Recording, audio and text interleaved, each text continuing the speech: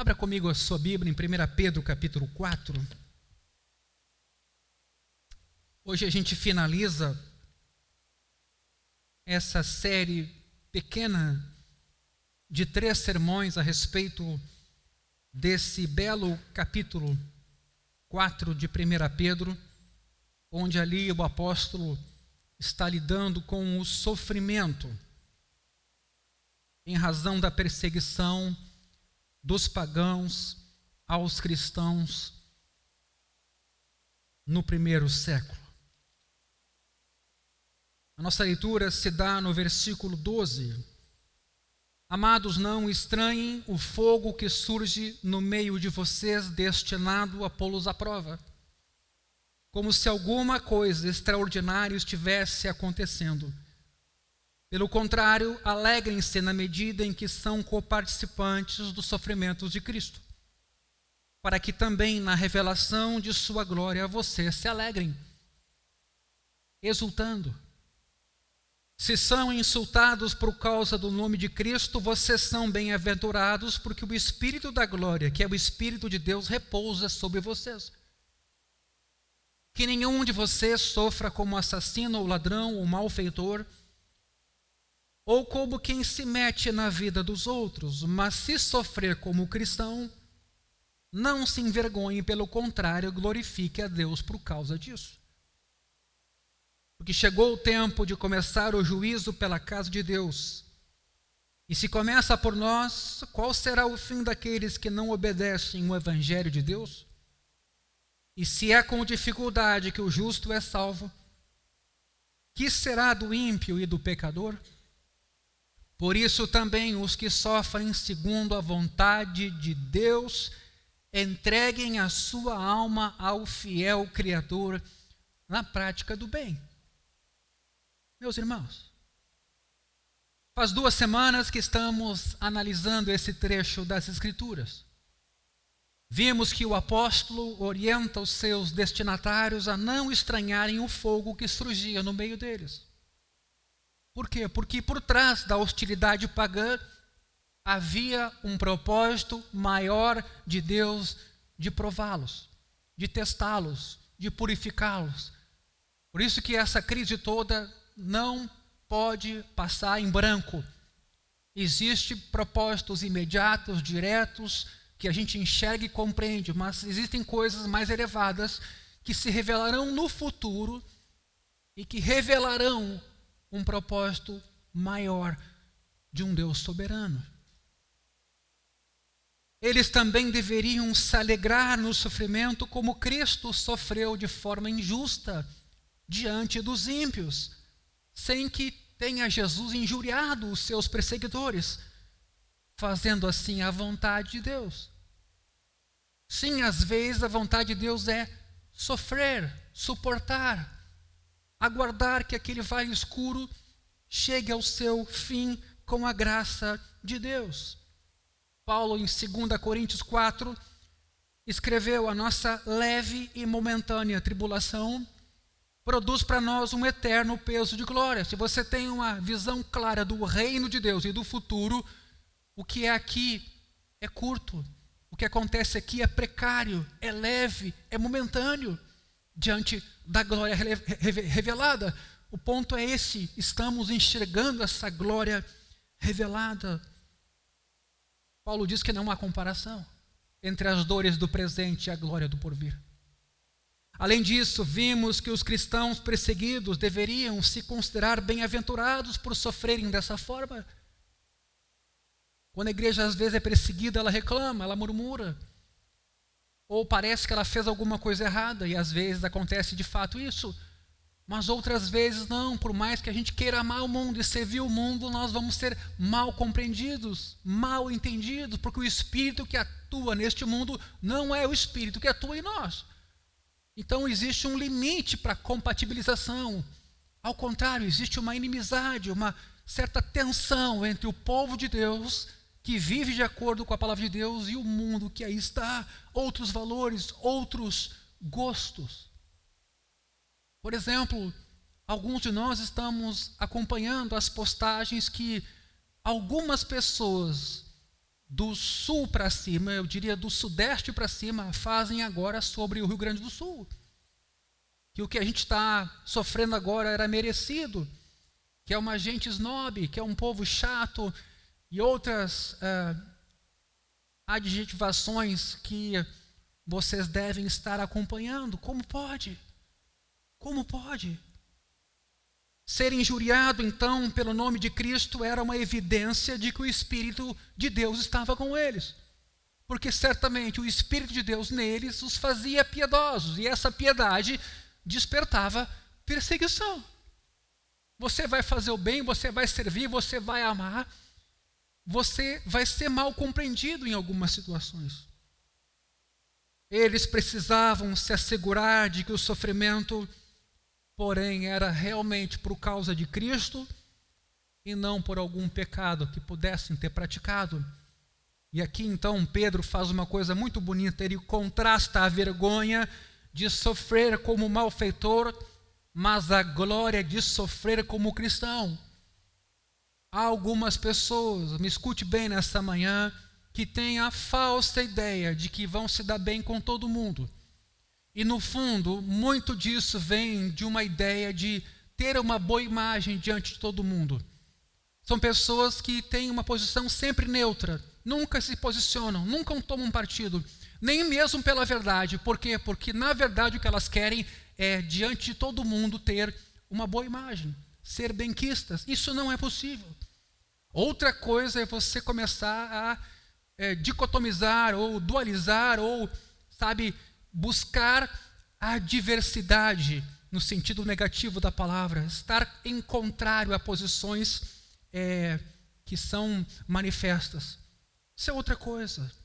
Mas eu quero dizer uma coisa aqui clara nessa manhã: não é possível ficar neutro, não é possível ter uma postura de não querer se envolver, não tomar partido, não se posicionar, especialmente quando o fim último disso é: quero ficar bem com todo mundo, quero me preservar diante de todo mundo.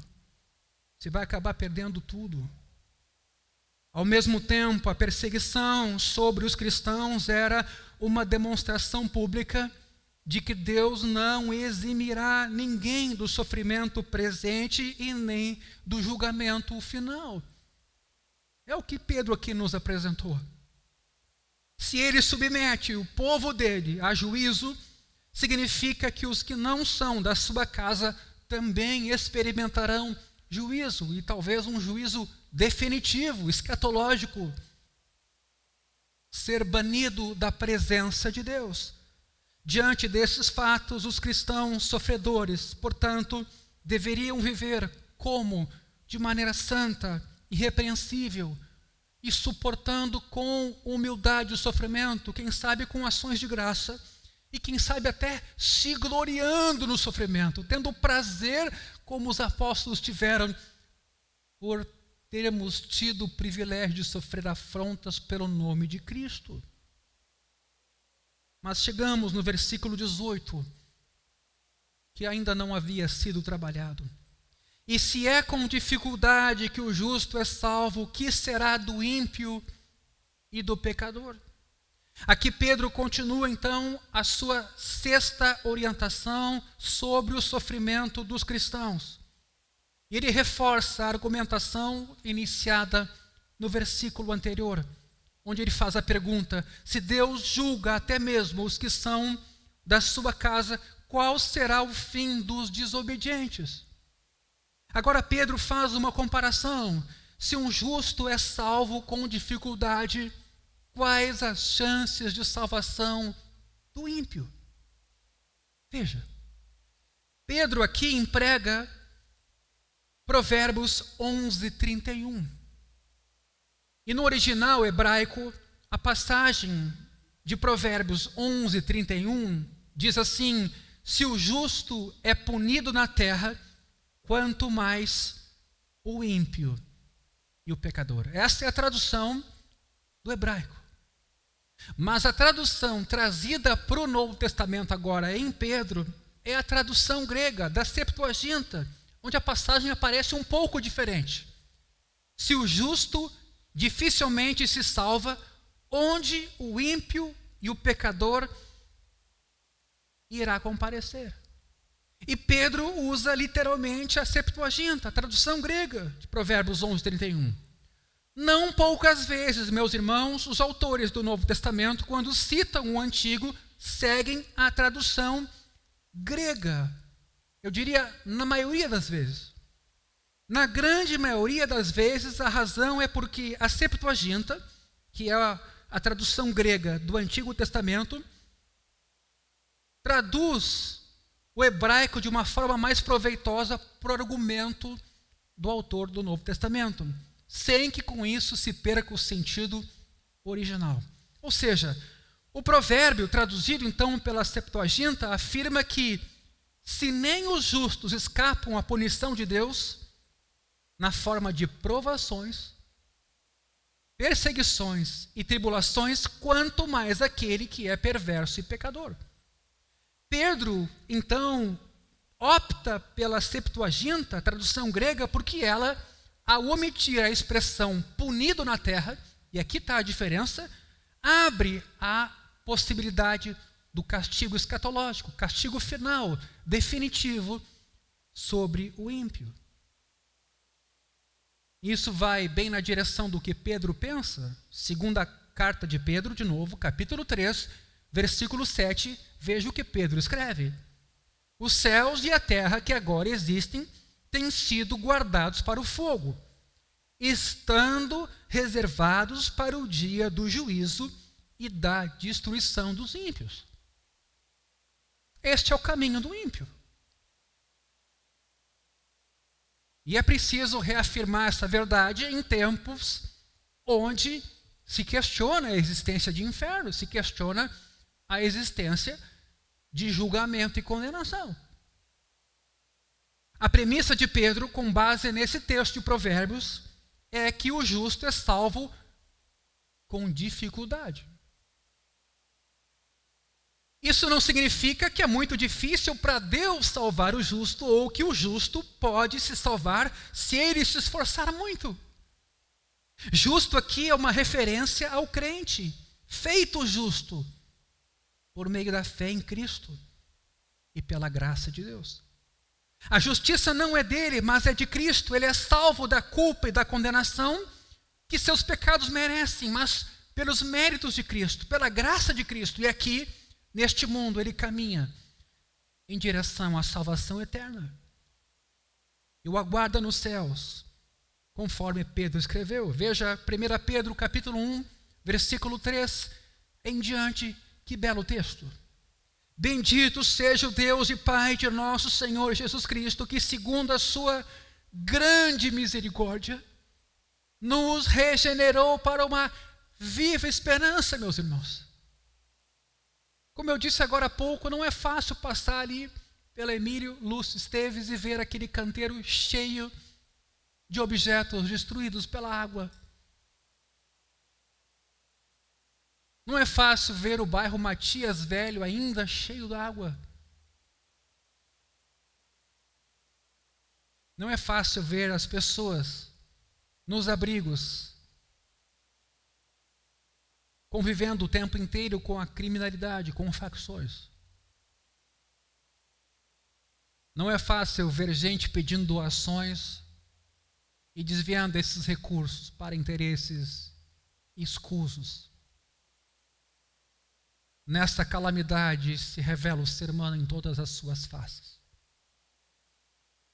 Até mesmo a face do silêncio e da indiferença. Mas nós fomos regenerados para uma viva esperança, como mediante a ressurreição de Jesus Cristo dentre os mortos. Para uma herança que não pode ser destruída, queridos. Não sofrerá inundação e nem calamidade, que não fica manchada, que não murche, que está reservada nos céus para vocês, que são guardados pelo poder de Deus mediante a fé para a salvação preparada para ser revelada no último tempo, mas guardados aqui, não necessariamente privados de tribulação, perseguição, morte, doença, escárnio.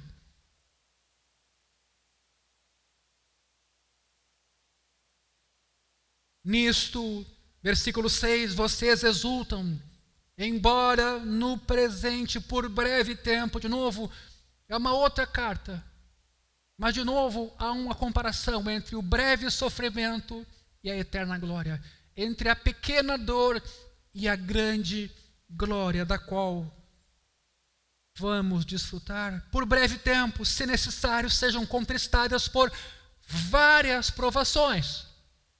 Lembra lá de Pedro? Não estranhem quando surge no meio de vocês o fogo ardente. Não estranhem. Aqui agora Pedro vai falar várias provações, para que, uma vez confirmado o valor da fé que vocês têm, muito mais preciosa do que o ouro perecível, mesmo apurado pelo fogo, resulte em louvor, glória e honra na revelação de Jesus Cristo. Meus irmãos, de alguma maneira soberana, Deus em tudo isso será glorificado. Acabamos de ouvir a leitura de uma palavra de Apocalipse, onde ao final do trecho, o texto diz: o que foi falado é verdadeiro, confie. Mesmo sem tê-lo visto, vocês o amam, mesmo não o vendo agora, mas crendo nele, exultam com uma alegria indescritível e cheia de glória, obtendo o alvo dessa fé, a salvação da alma.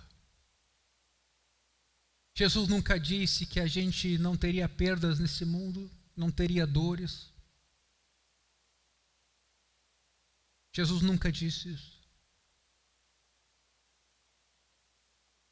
A jornada aqui, meus irmãos, é cheia de sofrimentos, causados inclusive por perseguições. É um caminho, como aqui 1 Pedro 4,18 diz, cheio de dificuldades. Deus não isentou ou livrou a gente de dores e angústias deste mundo ao nos justificar mediante a fé em Cristo. Aliás, quem falou isso, quem pregou isso, quem prometeu isso, diante dessa calamidade agora terá que se desculpar. Que a igreja é imune, que a igreja é invencível, no sentido material, no sentido de conquista de reinos e de espaços. Nós somos seres humanos, que vivemos a cada dia com a graça de Deus. E a água chegou nas nossas igrejas, nos nossos templos. Nós aqui, por algum motivo, não passamos por isso, mas vários queridos nossos, por esse estado, perderam os seus templos, ou quase isso. Embora salvos da culpa do pecado, nós, queridos irmãos, ainda precisamos ser salvos do poder e da influência do pecado nesse mundo, dos falsos deuses que governam o nosso domingo, a nossa segunda ou a nossa terça. Não são os deuses de metal, de pedra ou de madeira, são os deuses ocultos do nosso coração, o nosso bem-estar, nossa vaidade, nossos pensamentos, nossos valores. Ainda precisamos ser salvos disso. Ainda precisamos ser salvos do egoísmo, da indiferença, da vaidade. Esse processo é chamado de santificação, queridos, e é feito em grande parte mediante o sofrimento, mediante tribulação, a perda de um emprego, a perda de um ente querido, com quem você não estava bem, estava ressentido. Parece que essas coisas acontecem para nos marcar, para atravessar uma espada em nossa alma, para que a gente reaja de alguma forma e se dê conta que a nossa vida passa e a gente se preocupa com coisas que não são importantes. Aqui estão as dificuldades. Jesus sempre deixou isso bem claro aos seus discípulos, queridos. Eles seriam atribulados, mortos, odiados de todos, sofreriam traição, escândalos, tentações de todos os tipos. Se você quer conviver com a igreja e não espera isso, você vai se decepcionar com a igreja. E você vai esquecer o principal, você é parte dela.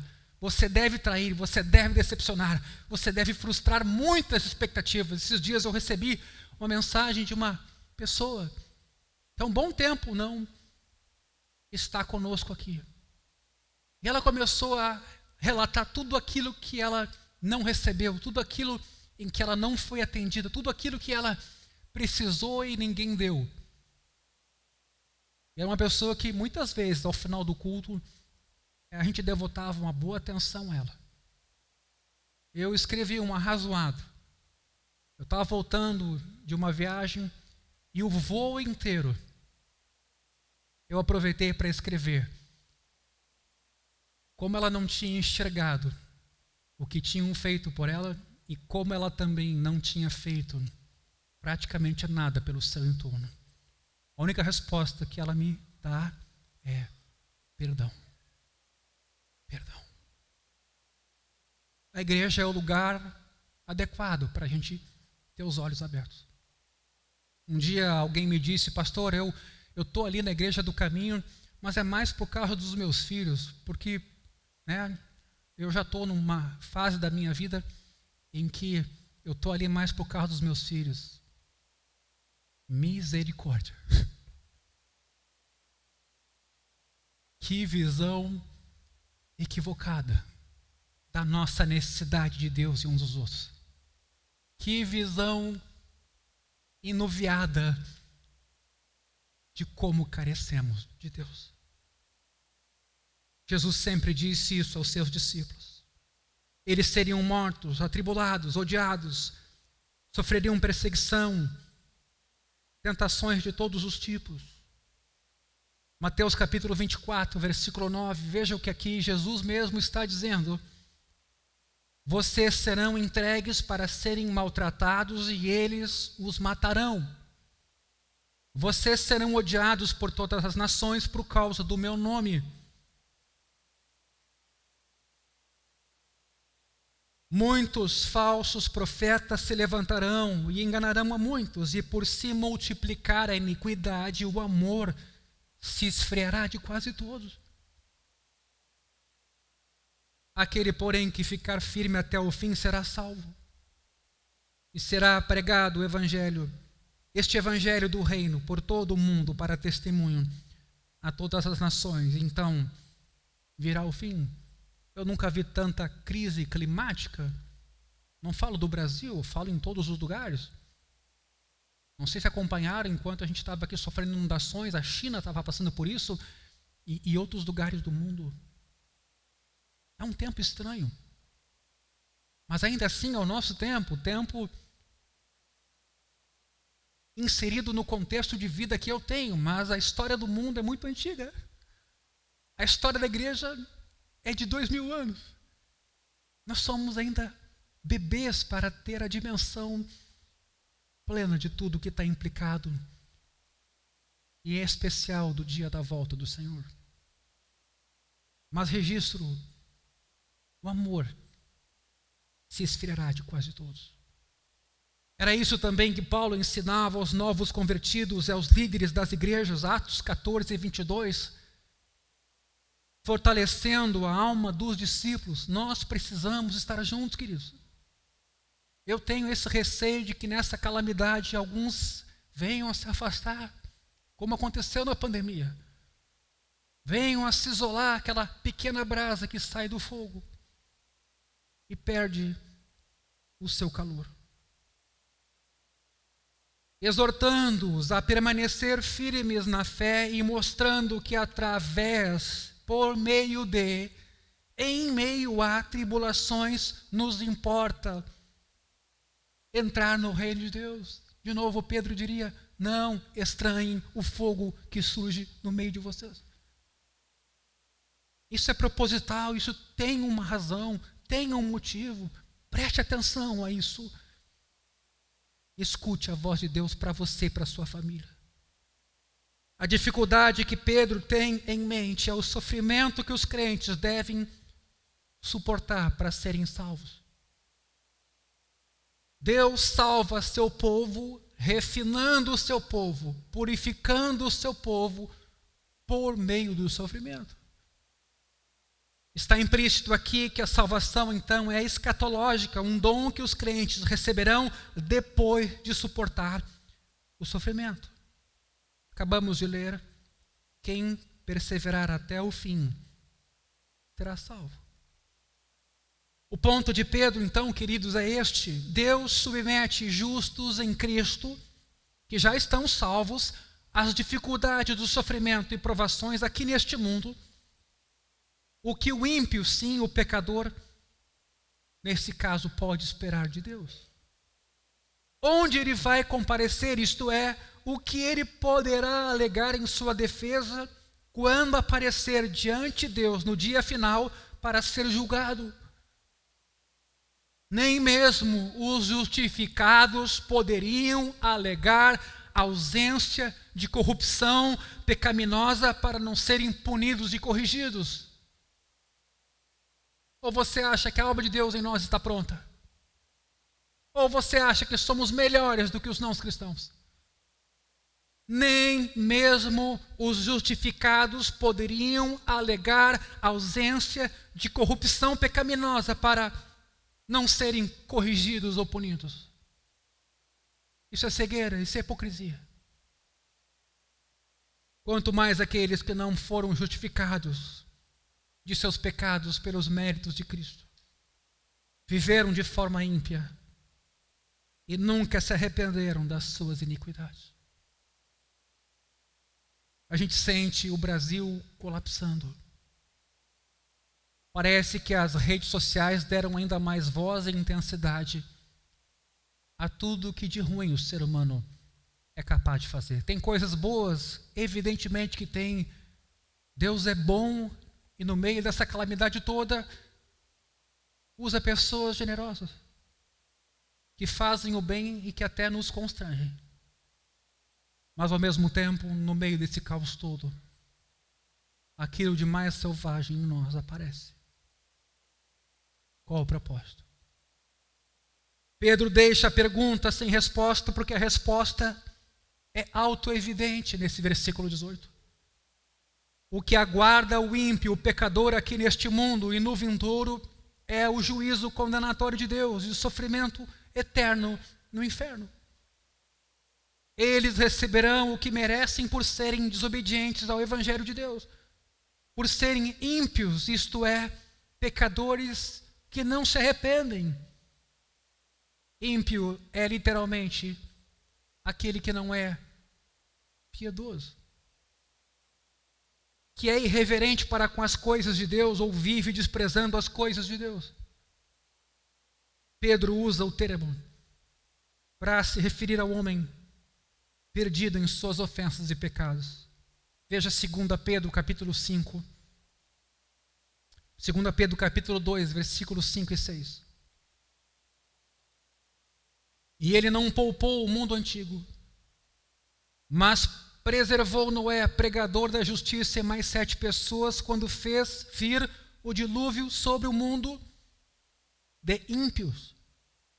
E reduzindo a cinzas a cidade de Sodoma e Gomorra, condenou-as à ruína completa, tendo-as posto como exemplo do que viria a acontecer com os que vivessem impiamente, não piedosamente. Acabamos de ler no capítulo 3 dessa mesma carta, versículo 7, que os céus e a terra estão guardados para fogo, reservados para o dia do juízo e da condenação dos ímpios. E Judas, a carta que tem um capítulo apenas, no versículo 4, nos diz: pois certos indivíduos cuja sentença de condenação foi promulgada há muito tempo se infiltraram no meio de vocês sem serem notados. São pessoas ímpias que transformam em libertinagem a graça do nosso Deus e negam o nosso único soberano e Senhor Jesus Cristo. Foi a respeito deles que também profetizou Enoque, o 7º depois de Adão, dizendo: eis que o Senhor vem com milhares de seus santos, para exercer juízo contra todos e para convencer todos os ímpios a respeito de todas as obras ímpias que praticaram e a respeito de todas as palavras insolentes que ímpios pecadores proferiram contra ele. Note a repetição dessa vida ímpia, ou pessoa ímpia, ou postura ímpia. Queridos, o objetivo de Pedro com essa passagem é encorajar os cristãos a suportarem o sofrimento, tendo em vista o fim que se aproxima e o julgamento final de todas as coisas. Nesse texto último que acabamos de ler, vimos aqui expressamente Judas dizer que alguns transformaram a graça de Deus em libertinagem.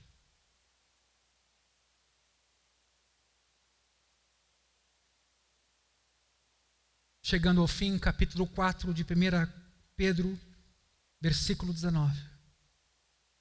Por isso também os que sofrem segundo a vontade de Deus entreguem a sua alma ao fiel Criador na prática do bem. E aí? A 7ª orientação de Pedro nessa perícope,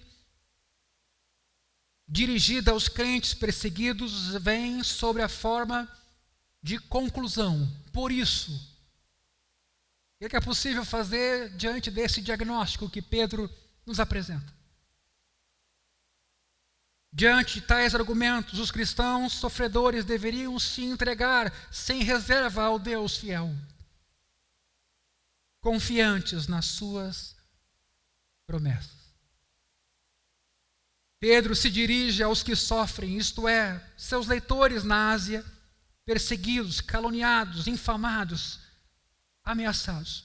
Mas ele acrescenta nesse versículo 19, segundo a vontade de Deus, que pode ser entendida a expressão de duas formas. Primeiro, Pedro está se referindo aos que sofrem por fazer a vontade de Deus e não aos que sofrem porque agem como malfeitores.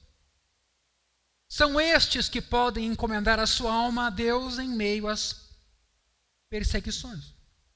Mas há uma segunda possibilidade. A segunda possibilidade para entender segundo a vontade de Deus é que Pedro estaria destacando que o sofrimento dos leitores por amor a Cristo era a vontade de Deus para eles. Fazia parte do propósito de Deus para eles e para nós neste mundo. A referência à vontade de Deus aqui, e no capítulo 3, versículo 17, indica que todo o sofrimento passa pelas mãos de Deus. Deus sofreu na cruz. Que nada atinge o cristão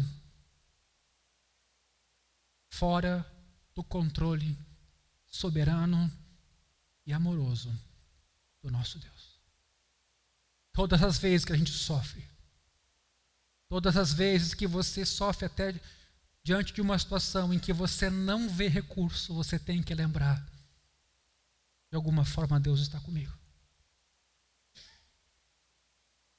Eu não estou sozinho. De alguma forma Deus permitiu essa situação. Como reagir a isso? Como lidar com isso? O que é possível fazer a respeito?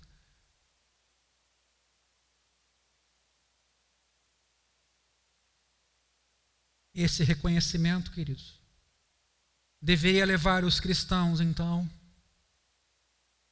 a aceitar de forma humilde o sofrimento causado por palavras e atitudes injustas dos gentios contra eles. Porque esse é o ponto que o principal até nessa carta não eram perseguições com a morte dos cristãos, também havia, mas eram calúnias, insultos, injúrias, ameaças que causaram um impacto emocional na vida daquele grupo minoritário embrião da igreja.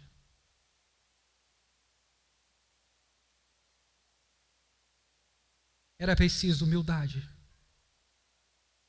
da forma também como Cristo sofreu de forma injusta, segundo a vontade de Deus. Assim, eles deveriam reagir de uma maneira correta à perseguição, trazendo glória a Deus, suportando com paciência as tribulações. Não precisamos escolher entre uma ou outra interpretação da expressão segundo a vontade de Deus, porque o sentido de ambas está presente. Por fim, Pedro exorta os seus leitores ou ouvintes aqui no sofrimento: entreguem a sua alma ao fiel Criador. Exatamente como Cristo fez na cruz, capítulo 2, versículo 23, quando maltratado, não fazia ameaças, mas entregava-se àquele que julga retamente. Ou seja, ou Deus é soberano, está no cuidado de tudo, ou estamos perdidos. O próprio Filho de Deus se entregava àquele que julga retamente. Entregava-se. Entregar a alma significa confiar a nossa vida a Deus sempre. E entregar-se a Ele completamente em meio ao sofrimento. Não fazer como a mulher de Jó, que sugeriu que ele amaldiçoasse a Deus e morresse. Jó não fez isso. Teve que passar por todo aquele luto. Isso quer dizer, meus irmãos, descansar em Deus. Confiar que Ele haverá de suprir as necessidades e guiar todas as coisas para a sua glória e também para o bem do seu povo. É como a correção que a gente pratica com os nossos filhos. No início não parece algo positivo, mas depois produz frutos pacíficos. Mas hoje a sociedade quer o positivo. A sociedade não está sendo moldada para sofrer. Cada vez ela está menos paciente com o sofrimento. De todos os lados é assim, a igreja também. Parece que em situações como essas a gente tem que ser levado de novo à simplicidade da nossa vida. Poucos serviços, desestrutura de água, saneamento, moradia, para a gente lembrar de onde veio e para onde vai.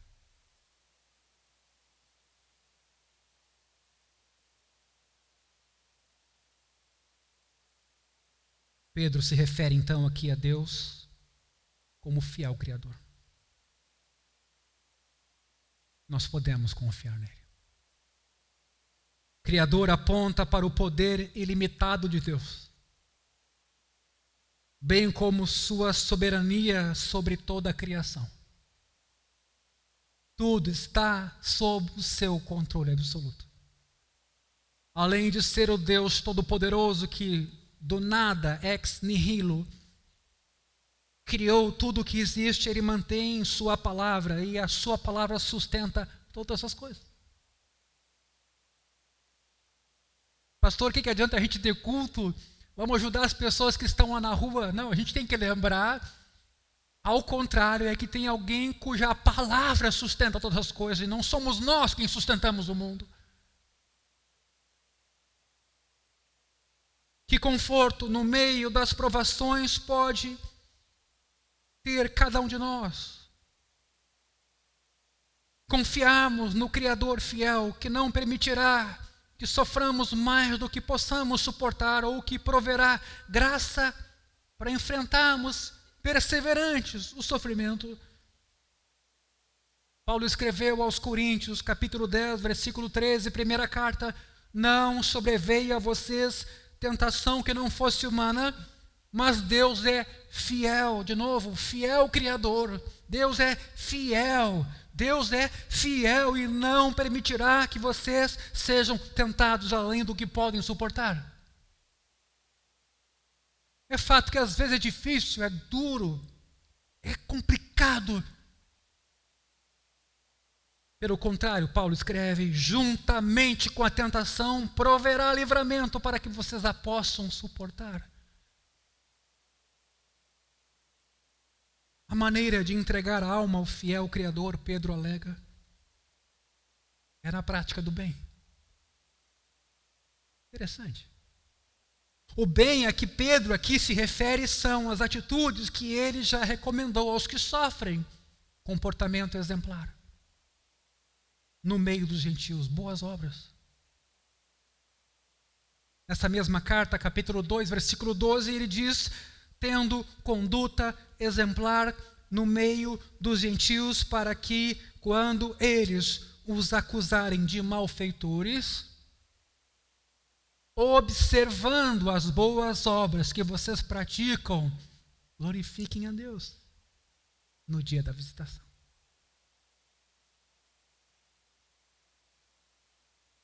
Ninguém está dizendo que isso é fácil.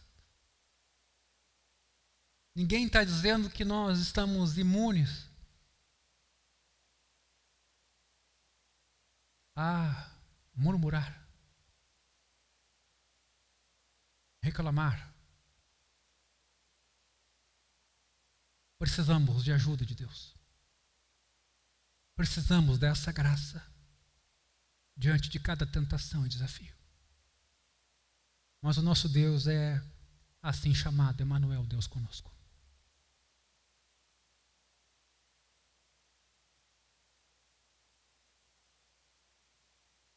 Tiago, capítulo 2, versículo 14. Meus irmãos, qual é o proveito? Se alguém disser que tem fé, mas não tiver obras,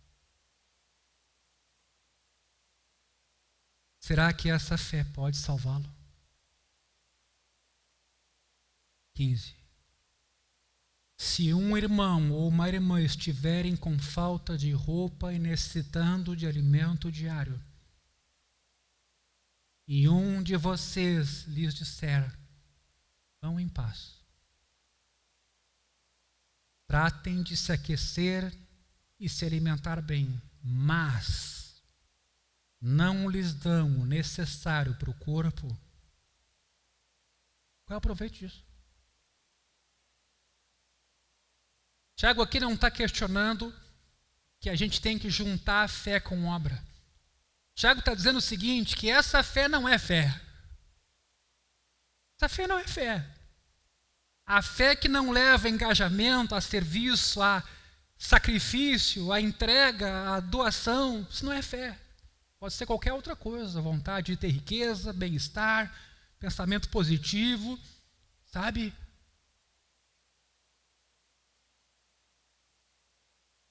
Assim também a fé, se não tiver obras, o que ela está? Morta. Nós precisamos lembrar disso, querido.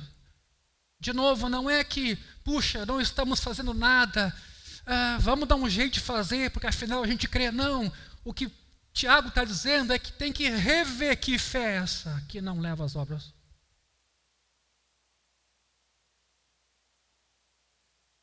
Mas alguém vai dizer, você tem fé e eu tenho obras. Mostre-me essa sua fé sem as obras e eu com as obras lhe mostrarei a minha fé. Você crê que Deus é um só, faz muito bem, até os demônios creem e tremem. Seu tolo, você quer ter certeza de que a fé sem as obras é inútil? Por acaso não foi pelas obras que Abraão, nosso pai, foi justificado quando ofereceu o seu filho Isaque sobre o altar? Isso é fé. Você percebe que a fé operava juntamente com as suas obras e que foi pelas obras que a fé se consumou. E se cumpriu a escritura que diz, Abraão creu em Deus, e isso lhe foi atribuído para a justiça. E ele foi chamado amigo de Deus. Assim vocês percebem que uma pessoa é justificada pelas obras e não somente pela fé. De igual modo, será que Não foi também pelas obras que a prostituta Raabe foi justificada, quando acolheu os emissários e os fez partir para outro caminho? Porque assim como o corpo sem espírito é morto, assim também a fé sem obras é morta.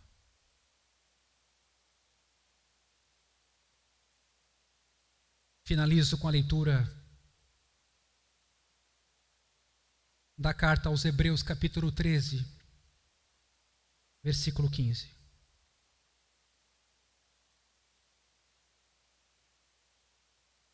Por meio de Cristo, pois, ofereçamos a Deus sempre sacrifício de louvor, que é fruto de lábios que confessam o seu nome. Não se esqueçam da prática do bem. Guarde essa palavra que vem agora. E da mútua cooperação. Você ajuda e é ajudado. Você ajuda e você é ajudado. Pois de tais sacrifícios Deus se agrada. Lembra daquela frase do John Stott que eu citei aqui? Ele diz: onde não há sacrifício, não há amor. Onde não há sacrifício, não há amor. Porque se você só vai ajudar quando tiver tempo, tiver afim, tiver curtindo, tiver gostando, você não está servindo. Você está fazendo para você mesmo. Infelizmente. Servir é quando você está no meio de uma tempestade e você é chamado para ajudar alguém de madrugada, em que você se vê incapaz, mas alguém está precisando, você deu o seu tempo, deu a sua vida para servir você vai. Nós temos uma ideia errada de serviço. Não é o que sobra. Isso não é serviço. Serviço é o que precisa ser feito. Veja esse texto na nova versão transformadora. Não devemos ter aqui NVT. Assim, por meio de Jesus, ofereçamos um sacrifício constante de louvor a Deus, o fruto dos lábios que proclamam o seu nome. Agora vem a diferença. E não se esqueçam de fazer o bem e de repartir o que tem com os necessitados, pois são esses os sacrifícios que agradam a Deus. Meus irmãos, me escute. Cuidado com as postagens, mensagens de WhatsApp e seus compartilhamentos. Cuidado até com os emojis de oração, que depois podem não virar oração de fato. Tudo isso pode falsamente causar alívio em nossa consciência, nos dando a sensação do dever cumprido. Repassamos uma informação. Talvez seja bom darmos uma parada nisso, nessa automatização. Estamos, na realidade, muitas vezes afastados uns dos outros, nos desensibilizando e nos desumanizando. Muita gente, inclusive, se aproveitou desse momento de calamidade para proveito pessoal, para passar um ar de superioridade moral, de interesse pelos outros, quando na verdade o objetivo era a autopromoção à custa da dor dos outros. Fizeram instrumentalização da dor alheia. Isso é triste. Pastores fizeram isso.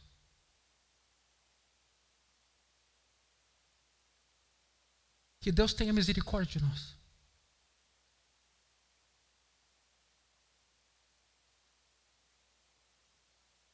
Onde não há sacrifício, não há amor. Nosso amor ainda é muito sentimental, muito arbitrário, carnal, casual, teórico.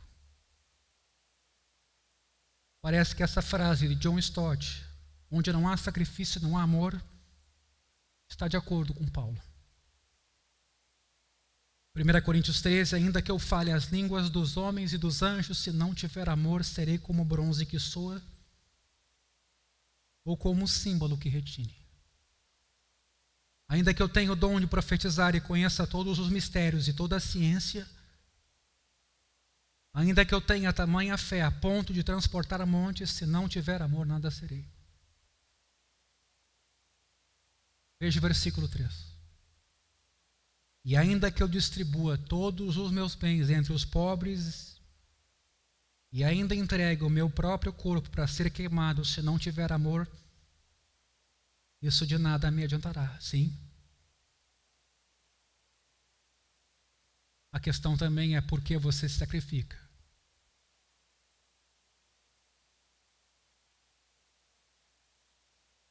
O amor é paciente. O amor não arde em ciúmes, não se envaidece. Não é orgulhoso, não se conduz de forma inconveniente.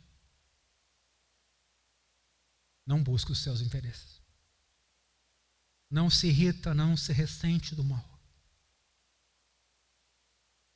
O amor não se alegra com a injustiça, mas se alegra com a verdade. O amor, meus irmãos, tudo sofre, tudo crê, tudo espera, tudo suporta. O amor jamais acaba. Sabendo que os sofrimentos causados pela perseguição por amor a Cristo são a vontade de Deus para eles, como parte do juízo purificador do Senhor sobre o seu povo. Os crentes, e por que não nós, deveriam confiar sua vida ao Deus Todo-Poderoso e Fiel, Criador, e enfrentar as calúnias e maledicências com boas obras. Uma vida santa no meio de uma geração perversa, e engajados com a prática do bem.